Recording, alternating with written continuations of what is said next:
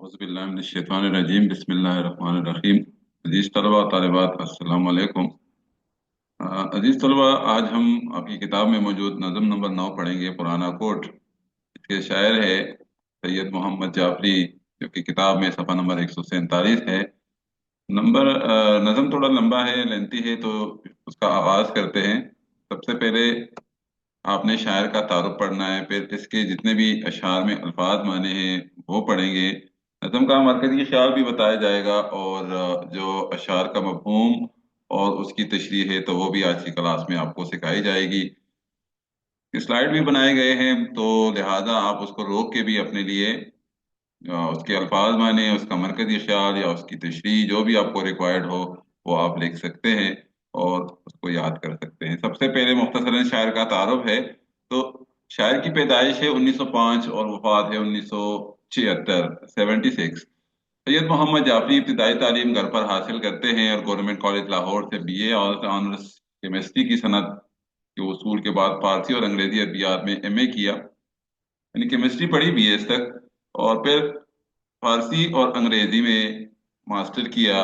उनके असातिज़ा में मुमताज मज़ानिगार फितरत बुखारी उसके उस्ताद रहे हैं, और कुछ अरसा टीचिंग भी की है, महकमा तालीम से वाबस्ता रहे। सैयद मोहम्मद जाफरी मज़ाक के उस कबीले से ताल्लुक़ रखते थे जिसने अपने तंज और मज़ाक को मुल्की और माशरती इसलाह का जरिया बनाया। तंज और मज़ाक पर अलग भी एक वीडियो मौजूद है। तंज किसे कहते हैं और मज़ाक किसे कहते हैं, ये दो मुतज़ाद अल्फाज हैं आपस में। तंज कारी को गौर व फिक्र और इस्लाह की दावत देता और कारी उससे भरपूर लुत्फ भी उठाता है। पुराना कोर्ट में वो गुलामाना जहनीत की निशानदेही कर रहे हैं और इस्लाफ यानी हमारे अबावत की निशानदार माजी से रुजू का दर्स दे रहे हैं। पुराना कोर्ट का मरकजी ख्याल क्या है वो आपको बताएंगे। मरकजी ख्याल ये है कि अहले मगरिब पुराना होने पर रिश्तों को कबाड़ समझने लगते हैं, यानी रिश्ते पुराने हो जाते हैं तो उसको साइड पे कर देते हैं, ओल्ड हाउस लेके जाते हैं, या उसको वो वैल्यू नहीं देते जो हमारे मशरिक में दी जाती है। जबकि अहले मशरिक पुराने रिश्तों को मरकजी नुक्ता बना देते हैं। हम अहले मशरिक के तकद्दुस पर आज भी यकीन रखते हैं, यानी हमारे रिश्ते बड़े मुकद्दस हमारे लिए होते हैं, बड़े पाकीज़ा होते हैं, बड़े एहतराम के काबिल होते हैं, और हम बुजुर्गों को बायस बरकत समझते हैं, इसमें कोई शक नहीं है। एक नुक्ता ये है, नज़म का दूसरा रुख ये हो सकता है कि अमल से आरी अक़वाम जो प्रैक्टिकली खुद कुछ नहीं करते, दूसरों को सहारों पर बैठे हुए एक अक़वाम होती है, दूसरों की उतन बड़े शौक से जेबतन कर लेती है। तो ये भी हमें पता है कि पाकिस्तानी, ठीक है, पाकिस्तानी हम किन लोगों के लिबास को अपने बदन पर सजाते हैं, तो वो भी आप इस नज़म में देखेंगे। पहला शेर है, खरीदा जाड़ों में नीलाम से पुराना कोट, जो पट के चल न सके ये नहीं है ऐसा नोट। जाड़ू सर्दी के मौसम को कहते हैं। जाहिर है कि कोट बंदा सर्दी में ही पहनता है, और नीलाम कबाड़ की दुकान को कहते हैं। बाड़े को भी आप कह सकते हैं कि मैंने पुराने कोट को, शायर कह रहा है कि सर्दी के मौसम में नीलाम की दुकान से या कबाड़ की दुकान से अपने लिए खरीदा, जो पट के चल न सके। बाजों का बहुत पुराना नोट होता है, तो हम जब दुकानदार के पास उसको लेके जाते हैं तो वो लेने से इनकार करते हैं कि नहीं, या तो इसका नंबर खराब है या ये बहुत ज्यादा पुराना है, मैं नहीं लूंगा, कोई दूसरा दे दे। तो शायर कह रहा है कि जो पट के चल न सके ये नहीं है ऐसा नोट। ये उस नोट की तरह नहीं है जिसको दुकानदार लेने से इनकार कर देता है, थोड़ा बहुत इस्तेमाल के काबिल है। वो जब आप नज़म के आखिर में पहुंचेंगे तो आपको पता चल जाएगा कि ये इस्तेमाल के काबिल है भी या नहीं। ये कोड खस्ता हाल या खराब हाल होने के बावजूद अपनी अहमियत बरकरार रखे हुए हैं, तो ये इसका मफहूम है। तशरीह में देखते हैं। मुख्तसरन मैंने बता भी दी, वही चीजें लिखी हुई है कि शायद इस नज़म में लंडे के एक कोट के हवाले से फरमाते हैं कि जाड़ों यानी सख्त सर्दियों में नीलाम की दुकान से ये कोट खरीदा, लेकिन इस कोट की मिसाल ऐसी करेंसी नोट जैसी नहीं, जैसी है कि वो पटा पुराना होने के बावजूद अपनी कद्र कीमत नहीं खोता, बल्कि उसकी अहमियत बदस्तूर कायम रहती है। यानी ये कोट अपनी खस्ता हाली के बावजूद कद्र कीमत में ज्यादा है। तो दूसरा रुख भी उसका बताया गया है कि नोट अगर खराब है दुकानदार लेने से इनकार करता है, लेकिन फिर भी उसकी वो वैल्यू होती है। पुराना है लेकिन वैल्यू नोट की होती है। अगर 5,000 का नोट है या 50 रुपए का नोट है, तो वैल्यू उसकी वही रहती है, हाँ वो पुराना ही क्यों ना हो, तो वैल्यू उसकी बरकरार रहती है। तो इस तशरीह में दूसरी पहलू को उस साइड पे भी देख सकते हैं। पनाह कोट की नीलाम की दुकान के लिए सलाह आम है यारान नुक्तदा के लिए। अगर आप देख ले तो इसको कामों में बंद किया गया है, ये सनद तजमीन की मिसाल है, और ये दूसरा मिसरा गालिब की शेर का है। पहला मिसरा सैयद मोहम्मद जाफरी का है, जबकि दूसरा मिसरा गालिब का है। तो ये सनत तजमीन की मिसाल भी है। कोट ऐसी हालत में है कि ये सिर्फ कबाड़ की दुकान में ही आपको ऐसे कोट मिल सकते हैं, बाकी शोरूम वगैरह में नहीं, या शीशों वाले दुकान पे नहीं। और सलाए आम कहते हैं कुली दावत को, आम दावत। याराने नुक्तदा जो इस कोट की अहमियत को समझते हैं ना, तो शायर उसको कुली दावत दे रहे हैं कि आप जाएं और अपने लिए जरूर, आप अगर उसकी अहमियत को समझते हैं, अगर आप अक्लमंद है कि पुरानी चीजों की वैल्यू क्या होती है, तो अपने लिए एक कोट जरूर खरीद लीजिएगा। ये कोट नीलाम की दुकान के लिए बना है और उसमें अक्लमंदों के लिए इशारा है। तो श्री की तरफ देखते हैं। श्री में बेटा लिखा गया है, पुराने कोट के हवाले से शायर फरमाते हैं कि ये कोट नीलाम की दुकान तक आया तो दाना या अक्लमंद लोगों के लिए उसमें हिकमत का एक नुक्ता मौजूद है। वो क्या है? वो क्या हिकमत है, क्या अक्ल है कि पुरानी चीजों की वैल्यू वक्त के साथ साथ क्या हो जाती है। इस शेर में सनद तस्मीन का इस्तेमाल है। इनमें दोनों मिसरे अलग अलग शायर के होते हैं। शेर का दूसरा मिसरा मिर्जा गालिब का है, ये पहले मैं बता चुका हूँ। हिकमत का नुक्ता ये है, अब वो आपको मेन पॉइंट बता रहे हैं कि दुनिया चढ़ती सूरज की पुजारी है। जब तक इस एक चीज में दिलचस्पी रहती है तो उसको सर आंखों पर बैठाया जाता है, यानी उसको बहुत रिस्पेक्ट या इज्जत देते हैं, वरना कबाड़ में फेंक दिया जाता है। अपने घर में देख ले कबाड़ में कौन सी चीजें पड़ी होती है, और अपने बुजुर्गों के साथ लोग कैसा एटीट्यूड रखते हैं, कैसा रवैया रखते हैं। सॉरी, 100% नहीं, लेकिन कुछ घरानों में ऐसा ही होता है जैसे बताया जा रहा है। तो शेर नंबर 3 की तरफ जाते हैं। बड़ा बुजुर्ग है ये, आजमूदाकार है ये, किसी मरे हुए गोरे की यादगार है ये। आजमूदाकार तजर्बाकार को कहते हैं और गोरा अंग्रेज को कहते हैं। कोर्ट की बात हो रही है। ये कोर्ट बड़ा तजर्बाकार है, लगता है किसी अंग्रेज की यादगार है, जाहिर है कि उन्होंने दुनिया देखी है। तो तशरीह नंबर 3 है कि शायर पुराने कोर्ट के हवाले से फरमाते हैं कि ये कोर्ट उम्र के हवाले से बड़ा बुजुर्ग और तजर्बाकार है, क्योंकि बहुत से लोगों ने शायद उसको इस्तेमाल किया होगा। मतलब उम्र के बढ़ने के साथ साथ इंसान के तजर्बे और मुशाहिदे में इजाफा हो जाता है। जितनी भी ऑब्जर्वेशन वो करता है तो उतना ही उसका एक्सपीरियंस बढ़ता है। दूसरे मिसरे में शायर फरमाते हैं कि इस कोर्ट की साख्त या शक्ल से अंदाजा होता है कि ये किसी मरे हुए गोरे की यादगार है। स्ट्रक्चर्स उसके ऐसे बने हुए हैं, या जो अंग्रेज पुराने जमाने में जिस स्टाइल के कोट पहनते थे, अब तो मुसलमान भी पहनते हैं, लेकिन अक्सर कोट जो इजाद है ना, जो बने, तो वहां से है। और जो बड़े बड़े कॉलर वगैरह होते थे, तो शायद ये कोट उसी शक्ल का बना हुआ है। तो इसलिए वो कह रहे हैं कि शायद इसको किसी अंग्रेज ने इस्तेमाल किया है और ये उसकी यादगार है। शेर नंबर 4, पुरानी वजह का बेहद अजीब जामा है। वजह फैशन को कहते हैं, पुराने फैशन का एक अजीब सा लिबास है, जामा लिबास को कहा जाता है। पहन चुका उसे खुद वास्को डे गामा है। ये पुर्तगाल के एक बहरी जहाजरान थे जिसने समंदर में हिंदुस्तान का रास्ता दरियाफ्त किया था। तो पुर्तगाली सयाह भी आप उसको कह सकते हैं, वास्को डे गामा। ये कोट पुराने तर्ज का एक अजीब जामा लगता है, अजीब लिबास लगता है पुराने फैशन का।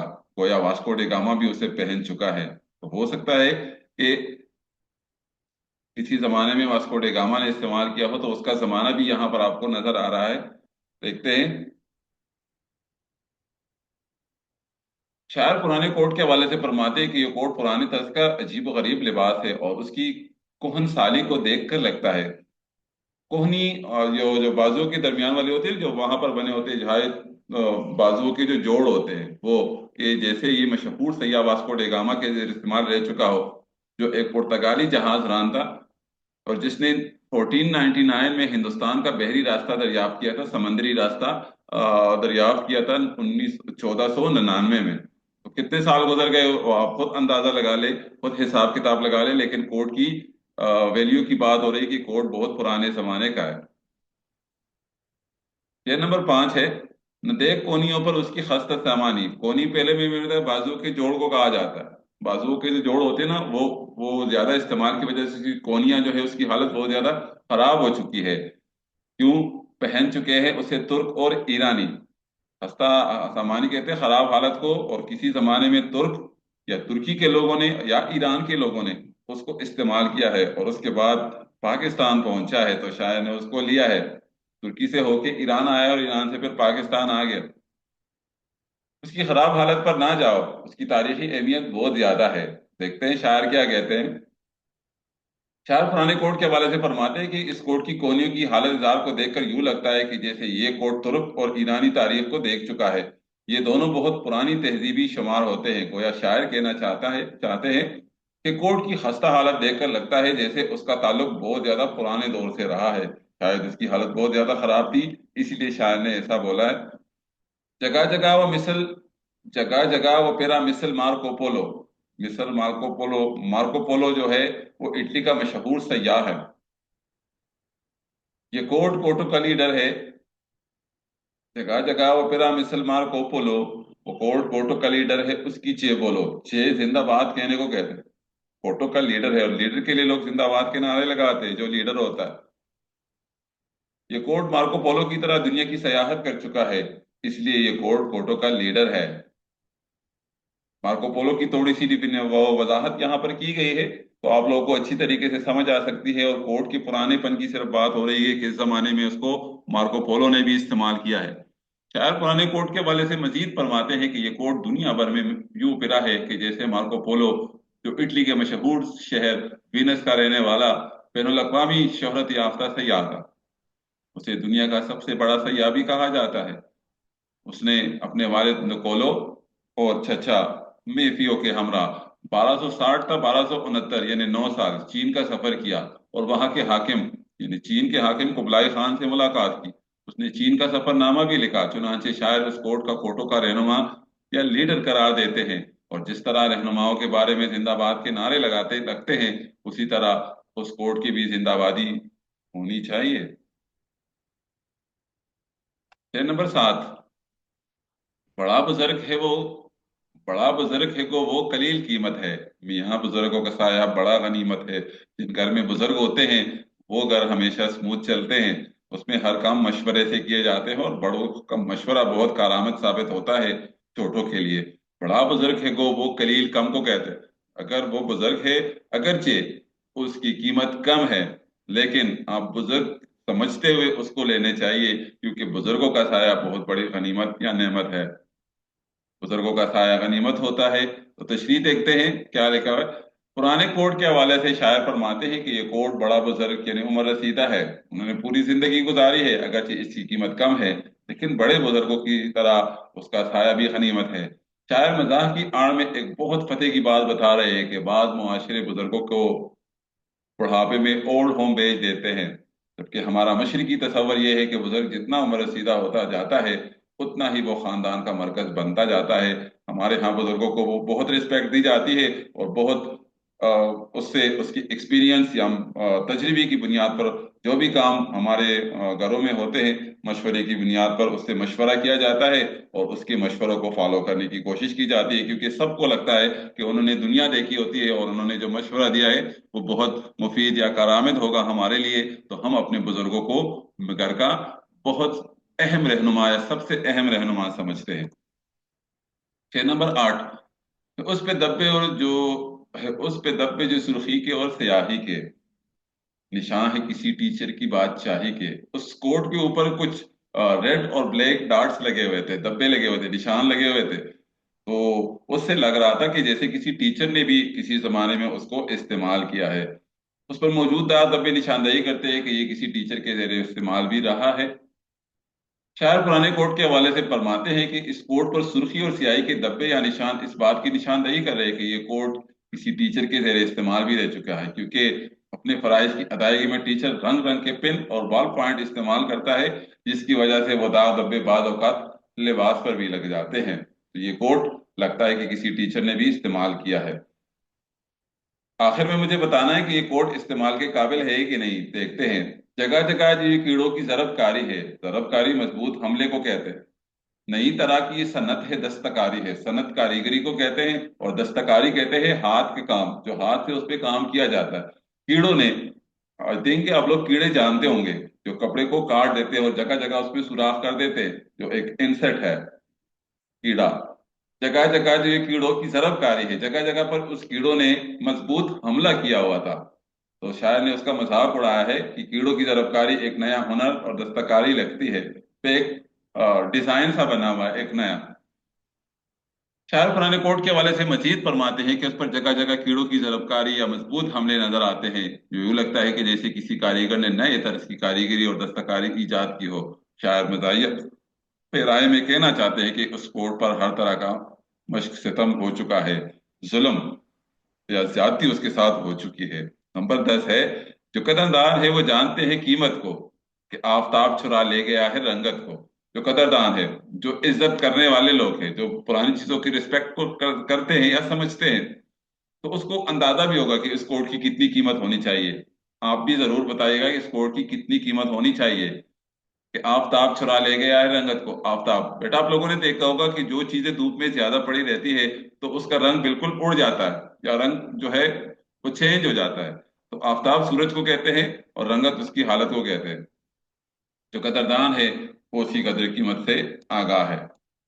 तो तशरीह में भी यही लिखा हुआ है कि शायर पुराने कोर्ट के हवाले से फरमाते हैं कि अगर ये हालात और वक्त का जबर इस कोर्ट का होलिया बिगाड़ चुके हैं, धूप की तमाजत या तपिश, हरारत, तेजी उसकी रंगत पर भी उतर गई है, जो दूध से उसकी रंगत उतर गई है, लेकिन इसके बावजूद जो जो हर शनास आंखें उसकी कदर कीमत जानते हैं। जो हर शनास का मतलब होता है कि जो पहचान होती है पुरानी चीजों की जिसको, और जो लोग हाथों हाथ उस कोट को खरीद लेते हैं तो उसको पता होता है कि इसकी वैल्यू ज्यादा है, तो उसका जो भी रेट, जो भी कीमत उसको बताई जाती है वो फौरन ही उसको पे कर देते हैं और उसको खरीद लेते हैं। कोट कोटों की दुनिया का बाबा आदम है। ये कोट कोटों की दुनिया का बाबा आदम है। बाबा आदम कहते हैं ज्यादा उम्र वाला, कोटों की दुनिया का सबसे ज्यादा पुराना कोट है। जैसे आदम अलैहिस्सलाम हमारे फादर थे, सबसे पहले इंसान दुनिया में आए थे, तो वो गए अगरचे हैं निगाह। निगाह कहते हैं, निगाह का मुखफ़फ़ है नजर। निगाह, निगाह जो निगाह से कम है, नजर में बहुत मामूली नजर आ रहा है, लेकिन पूरी दुनिया उन्होंने देखी है। कोटों की सबसे पहला कोट दुनिया में यही आया था। अगर ये कोट हकीर नजर आता है, लेकिन ये इंसान की कोताह नजर है। तशरीह नंबर 11 है बेटा कि शायर पुराने कोट के हवाले से मजीद फरमाते हैं कि ये कोट इतना पुराना है कि ये कोटों की दुनिया का बाबा आदम, या कोटों का बाप भी हम कह सकते हैं। इस तरह निगाह निगाह का मुखफ़फ़ है, यानी मुख्तसर शक्ल, मगर इसकी निगाह की मानवियत में फर्क नहीं पड़ता। बिल्कुल इसी तरह ये कोट जितना भी पुराना और कमतर हो जाए, लेकिन कदर शनास निगाहों में अब भी इसकी अफादियत बाकी है, कि वो कितना वैल्यू रखते हैं जिन लोगों को इस चीज का वो होता है। दहान जख्म की मानन तशबीह इस्तेमाल की गई है। मुंह का जख्म, इंसान का मुंह जब जख्मी हो जाता है ना, तो वो अपने मुंह से खुलकर बात नहीं करता। देखते हैं, दहान जख्म की मानन हंस रहे हैं काज। काज उस एरिया को बोला जाता है जिसमें हम बटन को बांधते हैं, वो काज होते हैं। दहान जख्म की मानन, मानन का मतलब होता है की तरह, जैसे जैसे मुंह का जख्म होता है ना कि इंसान खुलकर अपने मुंह को बंद नहीं कर सकते, तो उसके काज भी थोड़े से खुले हुए हैं। वसूल करते हैं चीनी की अंगड़ियों से खिराज। अंगड़ी छोटी आंख को कहते हैं, जो चीनियों की जो छोटी छोटी आंखें होती है, हम वो कह सकते हैं। और खराज का मतलब होता है टैक्स, उसूली। देखते हैं तशरीह में पता चल जाएगा। उसकी काज चीनी लोगों की आंखों की मानन नहीं, उसकी काज चीनी लोगों की आंखों की जैसी नहीं। तशरीह देखते हैं। शायर पुराने कोट के हवाले से फरमाते हैं कि इसकी काज ऐसे लगते हैं गोया जख्म का मुंह खुला हो, या चीनियों की आंखों जैसे काज जो छोटे छोटे हैं। लेकिन जिस तरह चीनियों की आंखें छोटी होने के बावजूद अपनी मासूमानापन से लोगों के दिल मोह लेते हैं, बिल्कुल उसी तरह ये काज भी लोगों से अपना खराज या दाद वसूल करते हैं। तो काज उस जगह को कहते हैं जिससे हम बटन को, कोट के बटन को बांधते हैं। चका चका जो ये धब्बे है, और चिकनाई, चिकनाई दाग को कहते हैं, तेल के दाग, घी के दाग। धब्बा निशान को कहते हैं दाग। पहन चुका है कभी इसको कोई हलवाई, किसी हलवाई ने भी उस पे चिकनाई वगैरह के या घी के या तेल के दाग भी लगे हुए थे, तो उससे ऐसा लग रहा है कि उसको किसी हलवाई ने भी, शायद गाजर का हलवा है, शायद कोई भी हलवा है, सूजी का हलवा है, उसको बेचते हुए उन्होंने अपने हलवा वाले हाथ लगा दिए थे, तो उस पे चिकनाई के या तेल या घी के दाग लग गए थे। उस पर चकनाहट के दाग बता रहे हैं कि किसी हलवाई के जेर इस्तेमाल रह चुका है। तो तशरीह नंबर 13 है। शायर मजीद फरमाते हैं कि इस कोट पर चिकनाई के जो दाग धब्बे हैं वो किसी हलवाई का पता देते हैं। कभी किसी हलवाई ने इसको भी इस्तेमाल किया होगा, क्योंकि अक्सर हलवाई शीरे या लतड़े हुए हाथ, लुतरे हुए हाथ, सॉरी लतड़े नहीं, लुतरे हुए हाथ होते हैं, या गंदे हाथ भी हम कह सकते हैं, इसी कोट से साफ करते। यानी अक्सर औकात ये लोग साफ सफाई से भी जरा दूर ही रहते हैं, तो कपड़ा वगैरह इनके पास होना चाहिए। अभी तो थोड़ा सा जमाना मॉडर्न हो गया है, करते हैं, लेकिन पहले जमाने में लोग अक्सर अपने पास अपने साथ भी वो ऐसे करते थे। तो आखिरी शेर है इस नज्म का। गुज़िश्ता सदियों की तारीख का वर्क है ये कोट, खरीदो इसको कि इबरत का सबक है ये कोट। देखते हैं क्या कहते हैं। ये कोट अपने अंदर इबरत का सामान रखता है। तो तशरीह भी देख ले कि ये कोट गुज़िश्ता सैकड़ों सालों की तारीख का गवाह है, और आप इसी मकसद के लिए इस कोट को खरीदो या नहीं, लेकिन इबरत हासिल करने के लिए जरूर खरीदो, क्योंकि इसमें इबरत पोशीदा है कि दुनिया चढ़ते सूरज की पुजारी है। जब तक चीजों पर चमक दमक रहती है तो उसकी गर्विदा होते हैं, और जब जरा सा उसका रंग ढल जाए तो लोग नजर फेर लेते हैं। तो बेटा ये उसके सवालात हैं, मैं सिर्फ एक नजर आप लोगों को दिखा रहा हूँ, बाद में आपने खुद उसको वो कर देना है। तो उम्मीद है कि आप लोगों को इसकी समझ आ गई होगी। और अगर कोई भी सवाल आपका है, रिलेटेड सवाल है, तो आप मुझसे जरूर कीजिएगा। अपना बहुत सारा ख्याल रखिएगा और मुझे अपनी दुआओं में याद रखिएगा। बहुत बहुत शुक्रिया। अल्लाह हाफिज।